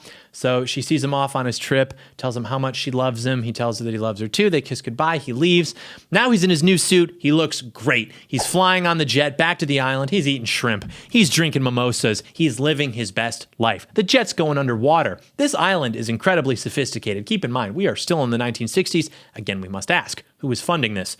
He gets into the shuttle thing. It goes up the waterfall. He gets to his room. He's told that he's going to be briefed on his next assignment in the conference room at 2. Meanwhile, Mrs. Parr is home vacuuming, stumbles into Mr. Incredible's office to snoop around and cause problems in their marriage, and notices that the suit has been patched. And so she calls Edna because she knows that Mr. Incredible wouldn't trust anybody else to patch his old suit, because Mr. Incredible values trust, which seems to be something that is scarce in the Parr household. So they reminisce together on the phone, and Edna insists that Mrs. Parr comes over. Okay. Back on the island, Mr. Incredible walks into the conference room. He sits there for a second, and then all of a sudden, the wall opens up. There's another giant robot, but this one is bigger than the one from earlier. It immediately grabs Mr. Incredible and throws him outside. It does this a few more times. We hear a voice through the loudspeaker announce a confirmation of our suspicions that it is, in fact, bigger than the last one. Also, it's badder. Ladies and gentlemen, it's too much for Mr. Incredible. Neck thing, it's finally ready. The mysterious man from earlier, he hovers down on top of the droid and tells Mr. Incredible that he's had to go through a lot of supers to get it ready to fight him. He had to make a lot of adjustments after Mr. Incredible destroyed the last one, but it's okay because it's worth it since he's Mr. Incredible's biggest fan. Mr. Incredible realizes who it is and calls out, "Buddy." He immediately spurgs out, starts throwing a tantrum. Again, Mr. Incredible not affirming his self-perceived identity. "My name is not Buddy, and it's not Incredible either. That ship is sailed. I only wanted to help. But what did you say?" Flashback, "Fly home, buddy. I work alone. But I learned an important lesson. You can't count on anybody, especially your heroes." So he's just been failed by people who he thought were supposed to protect him and accept him. And so now his whole identity is predicated upon revenge against the world and the systems that he believes have failed him. Spiritually Bolshevik position. Mr. Incredible tries to apologize for, brushing him off, but he rejects it and says, "See, now you respect me because I'm a fwet. And that's just the way it works." And then he starts monologuing about how there's a whole lot of people in countries who want respect, and they'll pay lots of money for weapons and technology to get it, blah, blah, blah. So Mr. Incredible takes advantage of him monologuing about nothing and throws a log at him, but he dodges it, freezes him in place before throwing and laughing and, saying, "Am I good enough? Now, who's super now?" Again, spurging out, "I am Syndrome, your nemesis," but then he accidentally throws Mr. Incredible over his head and off into the distance. Again, ultimately, he is not competent. Syndrome is incompetent. He gets distracted monologuing. He throws Mr. Incredible too far. Later, he's going to be grabbed by Mr. Incredible, if not for Mirage stepping in the way. He gets beaten by his own robot while staging a fight with it. There's, of course, the ending with the jet engine. He's still the same idiot that he always was. The difference now is that he's got some more power, and so it becomes dangerous. It's a chimp with an AK. It's dangerous when the incompetent and the resentful obtain power. And his power over Mr. Incredible is unnatural and therefore unsustainable. And on some level, he must know that that's true, and it fuels his state of perpetual bitterness and resentment. Mr. Incredible is competent. Even at his age, he's destroying Syndrome's robots, and it's all just natural ability. He's actually super. He's actually incredible. And Syndrome is just LARPing and mad at the world because he's not as special as he would like to be, and he blames the world for the position that he's in all by himself. It's revenge of the midwit. So Mr. Incredible lands in a river, jumps down this waterfall to avoid Syndrome's pursuit. Then Syndrome drops a bomb into the water below, which Mr. Incredible flees by quickly swimming away from it and then getting blasted into this hidden cavern thing from the resulting displacement of water.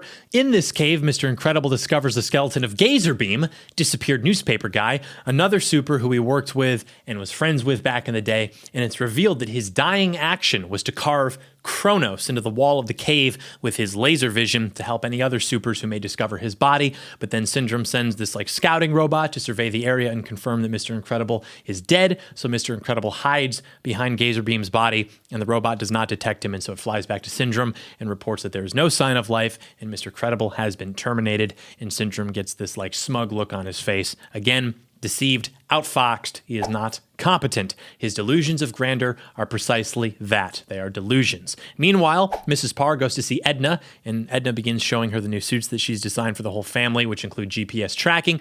Mrs. Parr is not a fan, emphasizing that they retired from this kind of stuff. She's mad that Edna helped Mr. Incredible resume secret hero work behind her back, and Edna says that she assumed she already knew, and also she assumed he wouldn't keep secrets from her. Mrs. Parr says that he wouldn't and doesn't. Edna asks if she knows specifically where he is. Mrs. Parr doesn't answer. Edna holds up the tracker and asks if she'd like to find out. Meanwhile, on the island, it's nighttime, and Mr. Incredible is sneaking back to the base, stealthily taking out various henchmen on the way. Again, who is paying these people? Well, didn't you listen? He said that he sold weapons. I know that he sold weapons.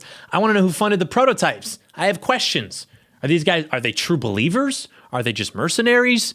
Maybe some combination of the two?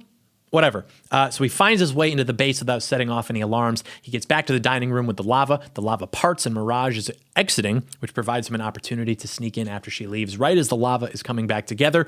He makes it just in the nick of time, ends up in this pitch black room, which then illuminates a walkway in front of him with a control board of sorts at the end of it. So he sits down and it asks for a password. He puts in Kronos. It works. He discovers what Syndrome has been doing this whole time, systematically inviting supers to the island, just like him, with the mission of fighting these robot prototypes, and he keeps upgrading them every time a super manages to defeat one, killing dozens of supers in the process until he can produce a robot that can't be defeated by anybody. And now that Mr. Incredible is thought to be dead, he plans to release this robot into a major city in 8 hours' time. At the same time, Mrs. Parr is calling the insurance company asking for the hotel Mr. Incredible is staying at on his business trip. The company says he hasn't worked there in 2 months. Edna gives her the GPS tracker to find out where he really is. Whose side is Edna even on at this point? She's just a pot stirrer. And that's just these women in their sewing circles, man. So she presses the button and makes Mr. Incredible's suit light up and start beeping, which then sets off an alarm and all the lights in the room turn on. And as Mr. Incredible tries to run out, he's pelted from cannon fire with these sticky inflatable ball things that totally incapacitate him. All Mrs. Parr had to do was, trust her husband, maybe trust the plan. Everything seems to be going great. Now is not the time to be a plan not trust her. But I guess it's his fault for making you feel that way, right? In any case, Syndrome's master plan is the smoking gun here. He literally committed a genocide against superheroes because he was jealous of them and the praise that they received for saving people. And so his plan is to just kill them all and then stage a false flag where he pretends to save a city from his own robot, which he's controlling, and then eventually release his superhero LARP technology to the public so that everyone can be super. Because if everyone's super, then no one will be. So he wants everybody to be just like him. He wants the elimination of excellence systemically, as a matter of something that is enforced upon people, an elevation of the mediocre, not because he sympathizes with the mediocre, because he's resentful of the excellent. Communists, of course, are famously genocidal. This is not an accident. You got to forget the whole, it was good in theory, it's just bad in practice. Okay, well, in theory, it explicitly calls for the liquidation of the middle class, landowning farmers, the end of religion. Like I promise you, people being killed is not some accident or misinterpretation of a well-meaning theory. The whole thing is retarded and evil. Cut back to Mrs. Parr. She's crying now because she realized that she got her husband captured and she feels immense guilt for this. Just kidding. It's, of course, because she's convinced herself that Mr. Incredible is cheating on her, and this is a tragedy. She's talking about the sports car, the getting in shape. Wow, yeah, you hate to see him living his best life, and how she's losing him. Then Edna slaps her and tells her to pull herself together. She's Elastigirl, an identity which she's long rejected, and she has to pull herself together and go remind him that he's Mr. Incredible, but she's also Elastigirl. I have been advocating for this. So Mrs. Parr, name pending, puts Violet in charge, says she's going to go get Mr. Incredible. Either he's in trouble or he's going to be. And then she calls in a favor from an old friend to borrow a jet to get to the island. What's the story with that? What's the story with that relationship? Can lend you a jet in an hour, but we're questioning Mr. Incredible. Okay. She also brings the suits that Edna gave her, even though Violet and Dash steal them and try them on. And now she's flying a jet. She's radioing in requesting permission to land, but no one answers. So sensing that something bad may happen, she turns on the autopilot to go put on her new suit. Now Mr. Incredible is locked into this electromagnetic torture device prison contraption thing. Syndrome comes in all excited. Oh, it was so cool to see you in action. He's literally soy jacking, oh, Mr. Incredible, did you really freaking hide behind Gazerbeam? The skeleton of that was too epic even for me. But then he gets legitimately offended that he called for help, it ruined the fantasy for him. He says, you ruined the ride. Mr. Incredible says he didn't call anybody. It's you sent out a distress signal. I demand to know who you contacted. Mr. Incredible says he didn't know about the thing that his suit could do. Syndrome says there's a government plane now trying to land there. Is requesting permission, plays audio from the plane. Mr. Incredible hears his wife's voice and says, Helen. And then Syndrome says, so you do know these people. Well, I'll send him a little greeting. And he pushes a big red button. Back on the plane, Mrs. Parr is now Elastigirl, and she discovers that her kids have stowed away on the plane, also wearing their new suits. All of a sudden, the plane starts sounding this alarm, detecting the inbound missiles. Elastigirl gets on the radio telling whoever sent the missiles to disengage as she maneuvers the plane around the threats. Her pleas become more desperate as she dodges more missiles, insisting that they're friendlies. Meanwhile, Mr. Incredible hears all of this and says he'll do anything if Syndrome calls off the missiles. Syndrome says it's too late. 15 years too late. Okay, dude. So the missiles keep closing in, and Elastigirl tells Violet that she needs her to put a force field around the plane. Violet says, but you said we're not supposed to use our powers. As if there wasn't just an updated command given that would supersede that. As if the response from Elastigirl is going to be oh, that's so true. I totally forgot about that. Please continue that while I use all of this available time we have to figure out an alternative solution to the incoming missiles. Violet, once again, failing to meet the mark. Violet, once again, failing, unworthy of the last name she possesses. I want to be normal. Bitch, you are. You are. Hardly incredible. This is hardly incredible behavior. Very credible. I believe everything I'm seeing right now. We can use our powers when Tony Reidinger looks in our general direction, but when your family is about to die, well, now it's time to prove something to mom. Right. So Elastigirl announces that there are children on board the plane. Mr. Incredible cries out, no, stop. Elastigirl again yells, Violet, put a force field around the plane, something she's totally capable of doing. And she's like, well, I've never done one that big before. Anything to make it about herself instead of the task at hand. Let's talk about my history of force field production. Would Dash do this? No, Dash would turn himself into a propeller, like he does 5 minutes later without even being asked. So the missiles end up hitting the plane. Elastigirl stretches into a parachute. The kids glide down into the ocean below. They're treading water, and Elastigirl tells everybody to stay calm while they formulate a plan. Mirage announces that there was a confirmed hit and the target was destroyed. Syndrome laughs and says, oh, you'll get over it. I seem to recall that you like to work alone. And as he laughs to himself, Mr. Incredible musters the strength to grab Syndrome, but Mirage pushes him out of the way, so she gets grabbed instead, and Mr. Incredible threatens to crush her unless he's released. Again, Syndrome is an idiot. He would have been caught if it weren't for Mirage, but still, he calls Mr. Incredible's bluff, and he drops her, and then he puts his head down in defeat. Syndrome calls Mr. Incredible weak and says that he's outgrown him. He leaves. Mirage follows, though she looks back sympathetically at Mr. Incredible as he sobs quietly in the distance. Again, everything is in reference to Mr. Incredible. It's all about proving something to Mr. Incredible, proving that he's better. He had it in him all along. Now he's outgrown him. He's living down his childhood trauma. So back in the water, Elastigirl has roughly taken the shape of a zodiac. Dash is acting as the prop. Violet is, of course, sitting in a ball being sad about nothing. Everybody's doing exactly what is expected of them as they head towards land.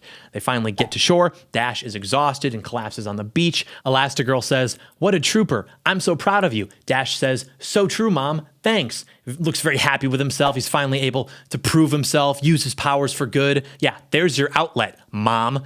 Now they've built a fire, and Elastigirl saying she thinks Mr. Incredible is in trouble. She's going to have to go look for him. So in the meantime, Violet is in charge. Dash says, what? Yeah, me too, buddy. Violet smugly goes, you heard her.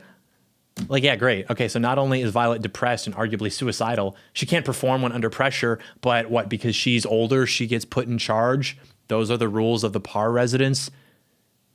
I know how to dial the phone better than you. I know how to use the stove better than you. This is the frontier. This is the Wild West. Dash is king out here. But of course, Mrs. Parr, frankly not fully Elastigirl yet, can't take this into account. So she starts giving rules about protecting their identity, using their powers if they're in danger. Dash's face during this whole explanation is like, he's ready. And then Violet ruins it once again by offering her big objection. But you said we're not supposed to use our power. Like, she's looking for any reason to walk away from her duty, to not fall in line, to be credible. Dash cannot comprehend this behavior or this mentality. He's ready to go. Elastigirl's like, they'll kill you if they have the chance. Violet's like, good, I don't want to live without Toady Ranger. And Dash is like, I get to run? Put me in, coach. That's all I've ever wanted.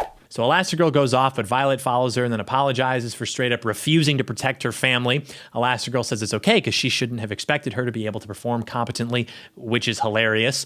And she adds that things are different now and she'll have to trust herself to be able to perform. And then we get this dramatic 10-second shot of Violet staring down at the mask in her hands and then deciding to put it on. This is the third shot we've got so far of Violet coming to terms with her powers and her identity. I don't know, man. This is just not a relatable arc to me. I'm a Dash guy. I know what I am. I know I'm epic. Just put me in. Let me off the leash. Let me just go. Not this whole but what if I don't want to be super? Ooh, how narcissistic can you get? You are. Just move forward. We don't need the drama. So Mirage confronts Syndrome about putting her life in danger. Syndrome insists that he was just doing a bit. She tells him, next time you gamble, bet your own life. And then she storms off epically. He calls her sweetheart. And this is the first time it's implied that they have some sort of relationship. Again, we cannot rule out sex trafficking for this Disney film. Maybe she's a victim. Syndrome, once again, though, is incompetent. He gets cucked by the Chad Mr. Incredible. You're this genius technological innovator. You're in your prime. You've got a private tropical island, billions of dollars invested into it from multinational financiers. You're rubbing shoulders with powerful people, heads of state, billionaires, weapons manufacturers, bankers, etc.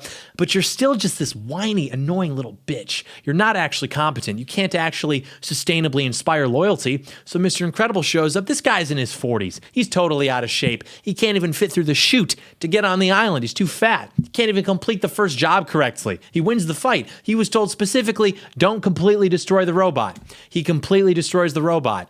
And he only has that opening because the robot cracked his back while trying to tear him in half. He forgot he had a penis until 2 weeks ago, but he took your girl, who, by the way, the first time she ever saw him, she identified him as the fat guy. That's who you got cucked by because you suck.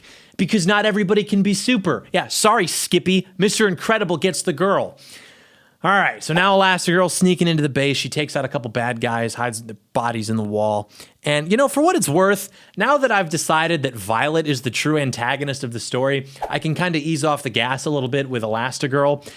The fact that her response to thinking Mr. Incredible is having an affair is to get on a plane and fly across the world to go fight for her marriage. She doesn't call for a lawyer. She doesn't go to her mom's house to bitch. She goes after her husband. That's a very honorable thing to do. So I will therefore be suspending indefinitely all Elastigirl disrespect. This is an Elastigirl safe space. In this house, we believe in respecting Elastigirl. It's on the front lawn. And to be honest, she's a good cat. She's like the mama bear, right? She's a superhero, but she's still a feminine woman. What you see now with female superheroes, it's the opposite. They make them masculine, and you can say, well, it's a slippery slope. One thing leads to another.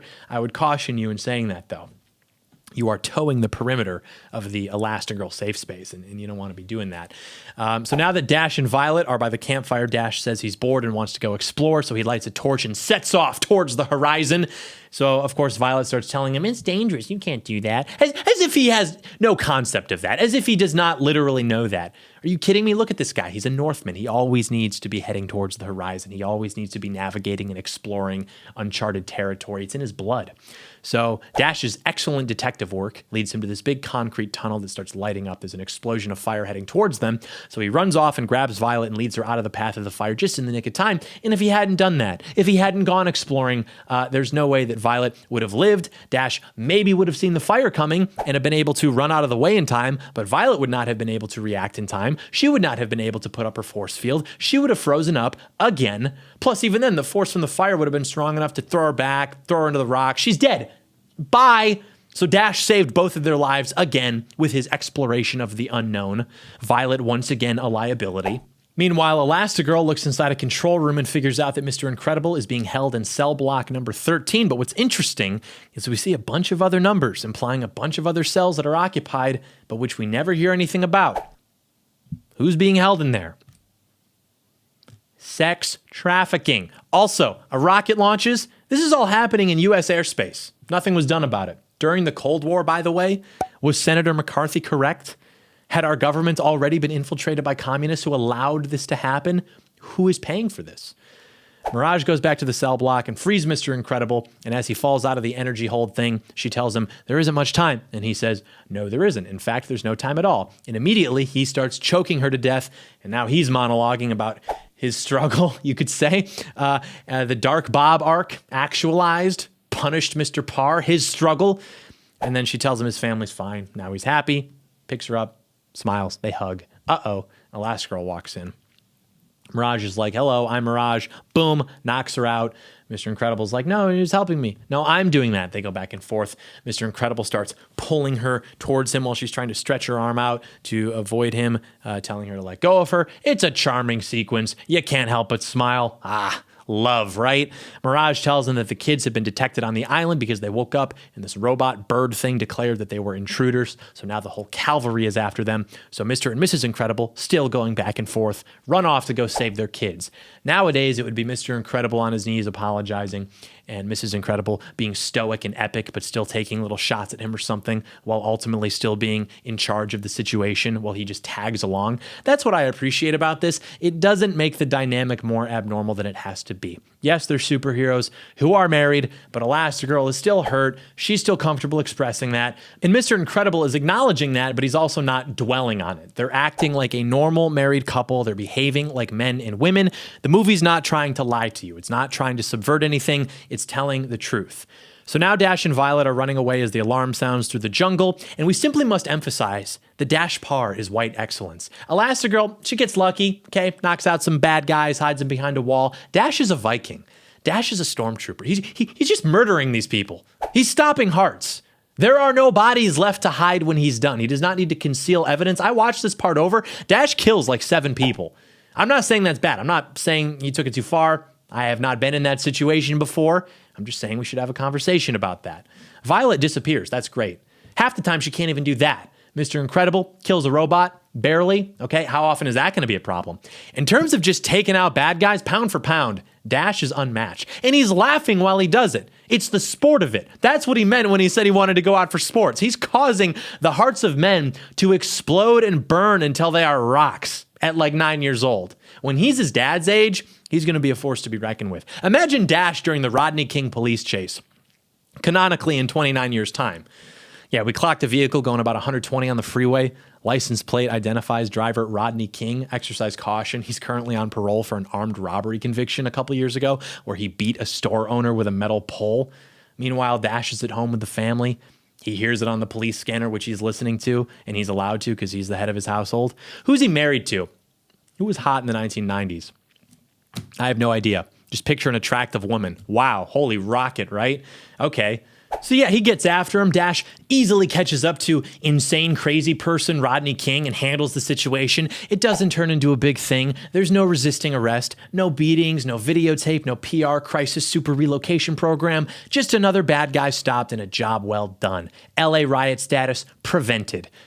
So eventually the kids run into their parents, they have a nice little reunion, and then some bad guys show up. They all use their different abilities to complement each other and kill all of the bad guys as a family. And again, it's not trying to lie to you. It's not like, oh, the women have to show the boys how it's done. The women are helpful, but ultimately everybody has a job to do. And frankly, if the boys weren't there, they wouldn't win. They would get killed, which also may happen if the boys didn't have the girls, but maybe it wouldn't be as likely. The point being, there's no need to keep score. The second you start keeping score, the family loses. Everybody has a job, everybody does their job competently, and the family as a unit benefits. All for one, one for all. They even hug at the end. And they're saying like, I love our family. And I also really appreciate that the parents are competent. and that the kids are like, oh shit, that's my dad, that's my mom.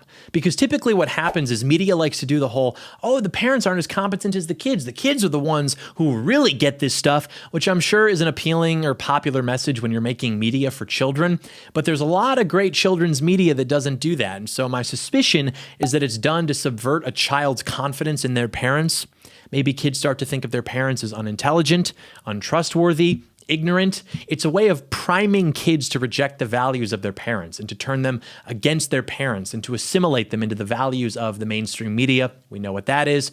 So Syndrome shows up. He uses the laser glove thing to freeze everybody in place. He once again soy jacks about Mr. Incredible married freaking Elastigirl and had freaking super kids. So epic.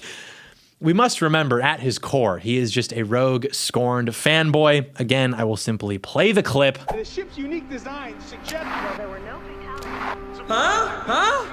Oh, come on! You gotta admit this is cool! Just like a movie! The robot will emerge dramatically, do some damage, throw in some screaming people, and just when all hope is lost, Syndrome will save the day!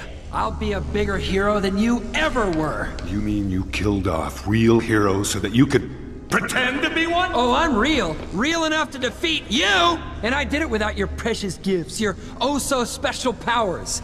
I'll give them heroics. I'll give them the most spectacular heroics anyone's ever seen! And when I'm old and I've had my fun, I'll sell my inventions so that everyone can be superheroes. Everyone can be super. And when everyone's super... no one will be.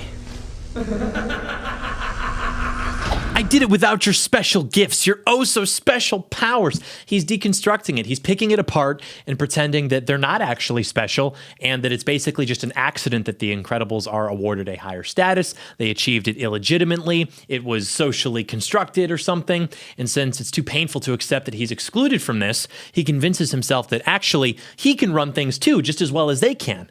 I'll give them the greatest heroics they've ever seen, which he can't because he's not actually heroic. He's clumsy and incompetent and impulsive, and that's why you can hear and see the resentment in all of these words. Truth hurts. If it didn't, he wouldn't be resentful. So he's eternally just pushing the rock up the hill because somehow that's less painful than just accepting this and letting it go. Everyone can be a hero. Everyone will be super. And when everyone's super, no one will be. Yeah, everyone's special, so really no one's special. Everyone's super, so really no one will be super. The elimination of the gifted is better than them being allowed to exist, even if eliminating them means that everybody is worse off after. A rational actor would not come to that conclusion. Even if you don't like the gifted, you think, all right, well, they make life better, they preserve our civilization, they keep the lights on, okay, fine, that's fine, I can live with that. The only kind of person who would think this way is someone who's motivated purely by envy and resentment, even if it leads to self-destruction. He wants to kill supers directly through genocide, and he wants to eliminate their exceptionality through artificial and forced equality, the elevation of the mediocre to eliminate the status of the superior, childhood trauma, ugly, incompetent, bitter, resentful, generally weird. Pedophile, probably. He checks all the boxes, okay? So that monologue is a smoking gun. That tells you the whole story, how Syndrome is essentially the most left-wing villain to ever hit the screen, let alone in the past few decades, and he clashes with the exact opposites who embody and elevate the most right-wing values, and ultimately, the right wins because they're true and correct, and this tells an honest story. It tells you the truth about the world, how the resentful will reshape society using treachery and procedure and make things worse for everybody rather than accept that they're just not as great as they think they are. So Syndrome leaves and then Violet redemption arc? What the? She escapes the trap, she breaks them out. You killed Gazerbeam, now Mr. Incredible's gonna come back and kill you. So they make their way to the city. Meanwhile, the robots go in Godzilla mode downtown. Syndrome shows up, he tries to have this epic entrance and you can hear someone yell, "The supers have returned," which just goes to show, like we talked about earlier, the destruction and elimination of the heroes was not actually like the will of the people, but rather something that was manufactured by the media, by bureaucrats, lawyers, etc., to simply wage war on excellence, which happens to make them feel personally uncomfortable. Earlier, I mentioned the war was waged by the ungrateful masses. That's true in the moment, but people are less analytical than they are sensitive to vibes. They experience vibes when making most decisions, and then they plug in whatever words they need to rationalize that. So they can temporarily be made to support something if the media and activists and NGOs all coordinate to convince them that the people who have preserved their ways of life for years are actually freaking evil and need to go away. But in the absence of that influence, which is inorganic and nefarious, nature heals. Order's restored. And that's fine. You know, average people will more or less go along with whatever happens.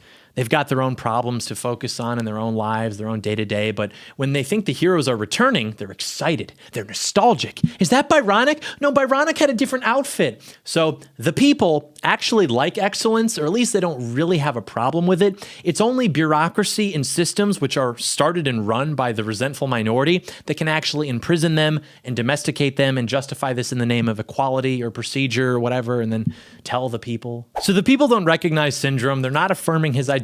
And then when he starts fighting the robot he built and that he's controlling with the remote, once again, he's incompetent. He can't even fight his own robot properly. He dies. He lasts literally 30 seconds against the robot he made and that he was controlling for the initial 25 of the 30 seconds. He's got his back turned, he's performing, he's LARPing, he's riffing. His one-liners are bad. They're not even good. And then the Incredibles just show up and they just get to work. No little quips, no bits. They take themselves seriously. It's earnest. It's not self-referential.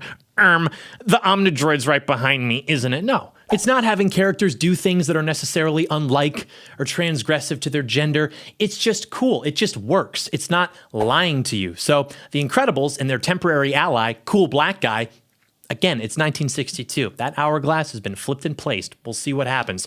So they show up, they save the day, the people are thrilled, and meanwhile, Syndrome, the perennial theater kid, he can't stand to see that people are praising the Incredibles for solving the problem. He immediately updates his strategy. New objective, groom their child. So everything's fine. The Incredibles have saved the day. They're on their way back home, and wouldn't you know it, Syndrome's waiting for him in their kitchen. He's holding their baby. He's preparing to kidnap the baby, and he starts bitching. He's bitching about how the Incredibles, simply by nature of their existence, stole some future he believes he was entitled to. Again, this is some Wakanda, I was Kang's LARP, this fantasy. So now he's going to steal their baby, steal their future, their baby, which is natural and earned, simply because he resents them for having that future. They didn't actually steal his future. When he went to fight the robot, they were captured. They didn't even show up until he'd already defeated himself. Because remember, the Incredibles, they didn't mess up the LARP. They just cleaned up after the LARP. Syndrome wasn't recognized or appreciated by anyone, and then he lost the fight to his own robot, which he was supposed to be controlling, and then he got mad that the Incredibles successfully, once again, because they are incredible, solved the problem and did what he could not. So he starts up again with the trauma dumping. I'll be supportive, encouraging everything you weren't. Lashing out at the parents, carrying forward this trauma, passing it on to innocent children. Again, I ask, where have we seen this? Don't make me say the tale as old as timeline, because I will.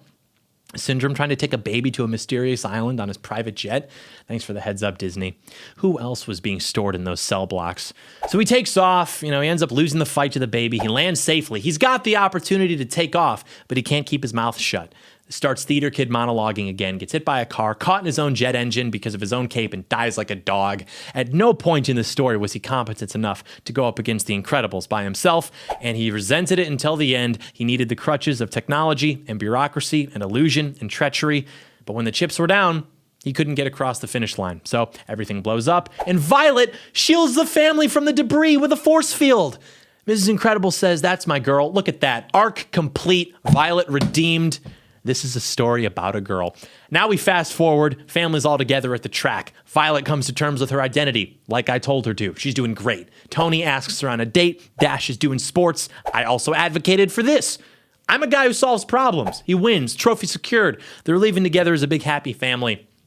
And then this new bad guy sprouts from below the concrete. He announces himself. Apparently his name is the Underminer. Not gonna lie, I never watched the second one. Apparently he's a bigger character or something. Kind of ruined it knowing that for me. When I saw this in the theaters, I was 5.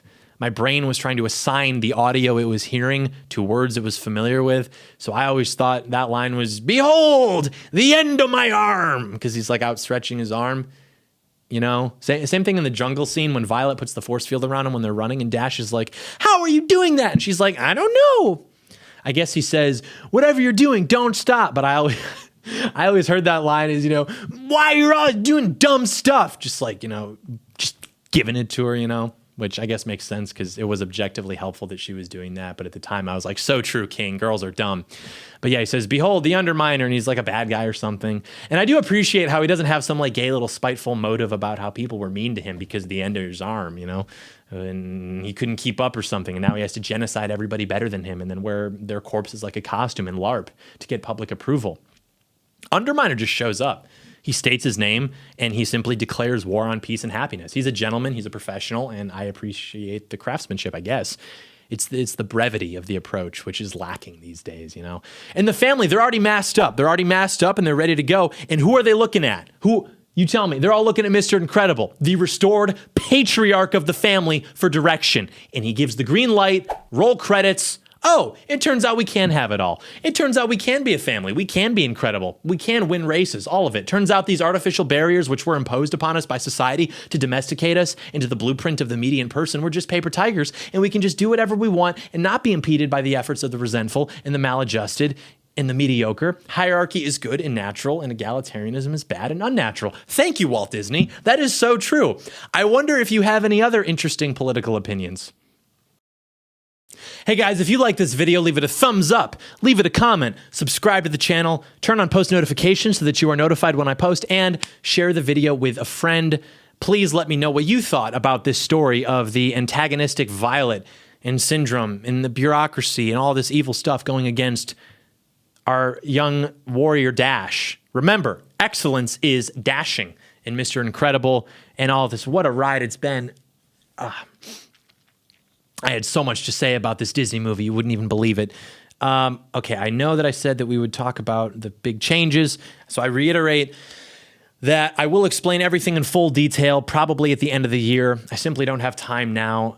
All of these things that I've been working towards for the last 7 years, and specifically the last like 3 or 4 years, have like kind of coalesced, but not in the way that you think. And very few of this has to do with anything that I do in terms of content.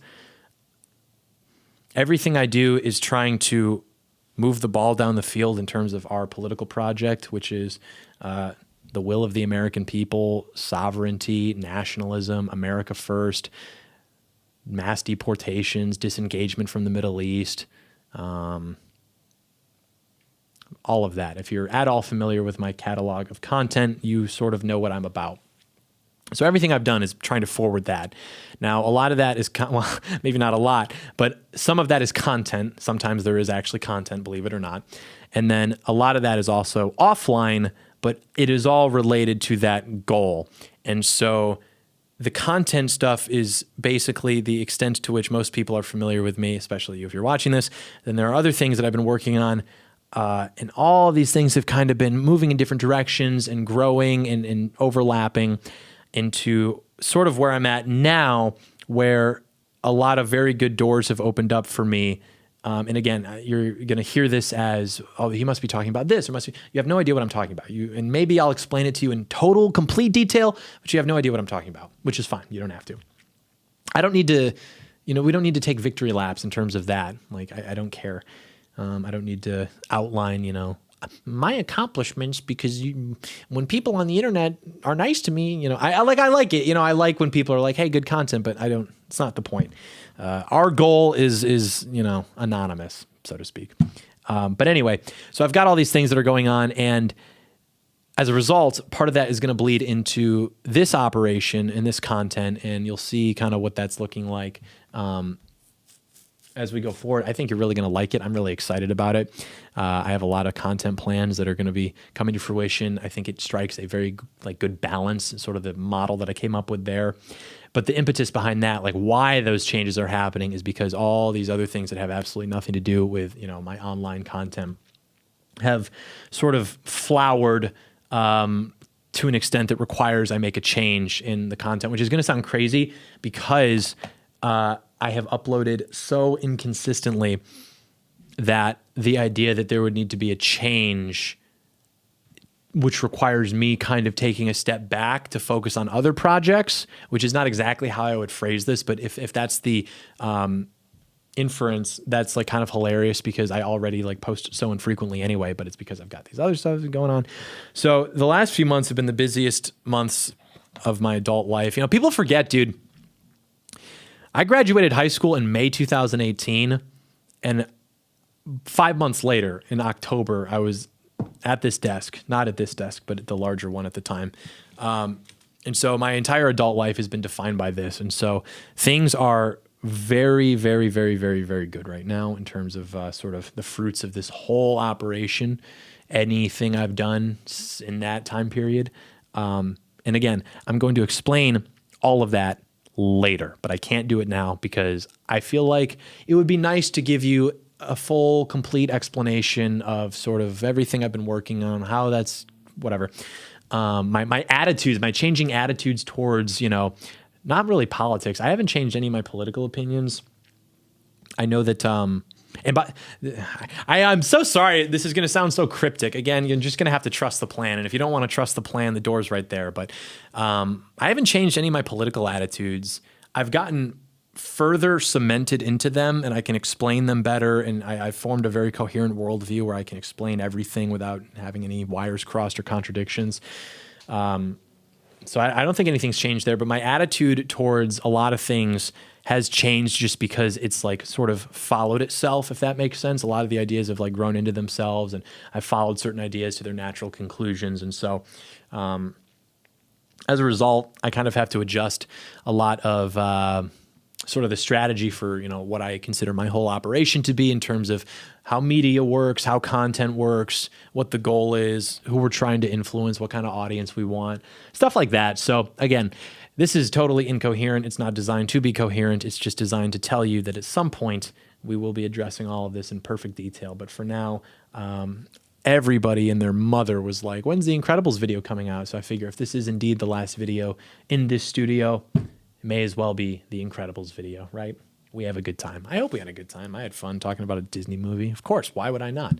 We give the people what they want. So I think we're going to give a lot of people a lot of what they want, and we're very excited about that. But anyway, thank you so much for watching. May God bless America. You're a patriot. You're Dash. You are Dash. He's literally there. I believe there's a Dash in all of us. So, you're going to have to forgive me. The camera cut out. Dude, these cameras only have a 30-minute runtime? Because when I was building this studio, I asked for camera recommendations because I wanted updated cameras. And the guy who gave me the recommendation gave me DSLRs. And it turns out that these DSLRs, you can only record for 30 minutes. And then after that, you just simply have to stop. And so every time I've made a video, and I could have just got new cameras, but I am very much a conservative-minded person where it's like, I don't even like changing angles or light. Like if someone has come into this room and tried to like move a light out of the way, I lose my mind because I am like, but what if the viewers don't have continuity perfectly? So I don't know. I know it cut out. I don't know if I had the car on the desk yet at this point, but I was going to show you. Actually got cars over there. I never use it. Just drive this. That's us, me and you, buddy. On the way to total patriot victory. We're ditching the libtards at the rest stops, and we're winning everything. But I was talking about the opinion. No, the idea. Yeah, sort of. A lot of the ideas have grown into themselves in a very positive way. Do you also like how this is my normal speaking voice if you and I are just having a conversation? But then if it's like, okay, I gotta do the YouTube stuff, and it's, hello there, ladies and gentlemen. I have to talk like this, and this is not how I speak, but I have to because the attention spans of the people. I've got to. But I guess if I give a speech, I'm definitely more like this. But dude, having to like project your voice like that, oh my gosh, you talk for an hour about a Disney movie too. It's like, man, it really takes a toll on you. But yeah, I was saying that a lot of the ideas I've had have grown into themselves in a very good way. I've read a lot. I mean, my day-to-day in the last 4 years has been crazy, and just in terms of that. And that's been really awesome. I've really enjoyed having that opportunity. It's the closest thing I've had to, formal education, just being able to really engage with material and learn. And I mean, people don't even do that for the most part when they go get educated formally.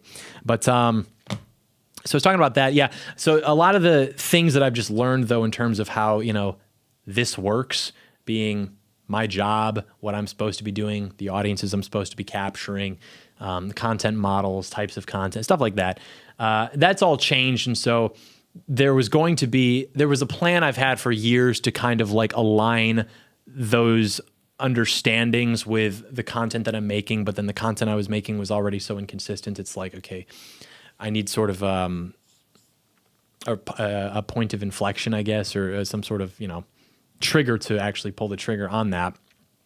And so then, because these other things have flowered and gone very well, completely independent of the content, that sort of necessitated this. So I'm very excited about it. Again, I know that this is cryptic. I'll explain everything at some point in the future, but just wanted to let you know, just wanted to keep you posted, keep you on the radar, because I said I would talk a little bit more about it, but I'm not going to talk completely about it until later. You're just going to have to trust the plan. One last time, I'm going to have to ask you to delay gratification for old time's sake, for your old pal, for your old right-wing e-boy, for your old YouTube man. Delay gratification one last time. And yeah, I'm really excited about it, to be honest. Because, I've treated this as like a gay little art project. Because it's like, I'm saying things I wanted to say to you later, but it's like, in making content, I never wanted to, like, how do I say this in a way that isn't going to, ruin it for people? I love this. I love making content, but I've never been able to bring myself to do the job I have, not because I'm lazy. I know that about myself. Like, it's not a laziness thing. It's the game of content creation, and being an influencer is so unbelievably gay that I cannot bring myself to do it. Like, if you've seen my Instagram, I post on my Instagram once a year, if that. I've never had the impulse to self-promote. Not because I don't think I have good things to say or because I don't like my content. I just hate that game, dude. It's just so dumb. I make content when I'm interested in something, when I want to talk about something, and that's as far as it goes. And so, yeah, man. Anyway, I forgot why I was getting into that, because, again, we just have a greater understanding of sort of what's been going on, what we have to do. So, yeah. I forgot even how I got on that. I'm pretty exhausted. Again, I've been talking about very intelligent stuff now for about an hour, so we're gonna have to move on from that. But yeah, I'm really excited about. Oh, that's right. We're excited about all the stuff that we've got lined up. That's what I was gonna say. Because I've been doing that for the last few years, just kind of making content whenever I thought it was necessary, whenever I felt interested in something, and then I was working on my other projects in the meantime. Now, that was kind of a state where I was just sort of like doing stuff, whatever. I've got some other ideas, but I wasn't really seeing returns on that. Now things are starting to heat up and get serious in a very interesting way. And I'm very excited about that. And so, yeah, we are in a good place for Patriots. A lot of our friends are in really good Patriot places. We're in good Patriot places. You're probably in a good Patriot place. So yeah, I'll tell you more about it later. I don't want to talk your ear off or anything. I mean, I know this is not The Incredibles we're talking about. This is just my own little monologue here. So this is me and you. It's me and you, big guy. Forget about the others. So, all right, well, won't hold you any longer. I don't even know how long this outro was, but dude, you know what's staring at me right now? The George Floyd guitar. I don't know if you know this. Again, here's the inside baseball, because it's the last time we'll be in the studio. Again, because I have these DSLRs, I have to focus them manually, but I'm just here. So what I've used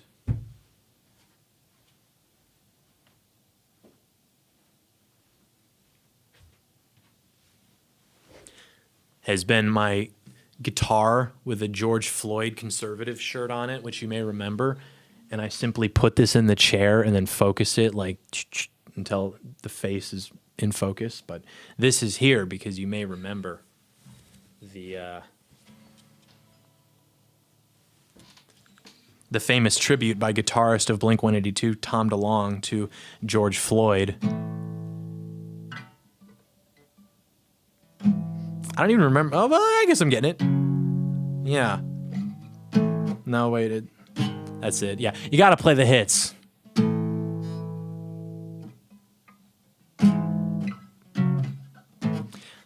I don't have it in me. I'm not going to perform it. It was funny that one time.